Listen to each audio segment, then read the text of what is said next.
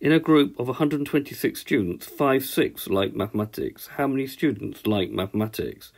In order to answer this problem, you need to find 5/6 of 126. Now, the word of in mathematics is replaced by multiplication, so we need to do 5/6 of 126. Now, that means we've got to multiply 126 by 5 and divide by 6. It is far easier, though, to divide by 6 and then multiply by 5, because by dividing by 6, we'll make this into a smaller number.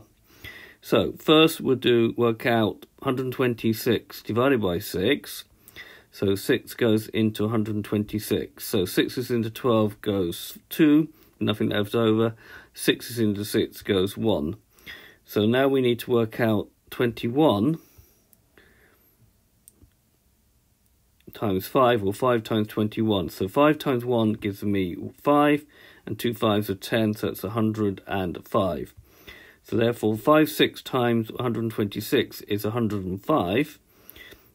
Therefore 105 students liked mathematics. Make sure you answer in the context of the question. So this has been a video how to find a fraction of another number. I hope you've understood, and I thank you very much for watching.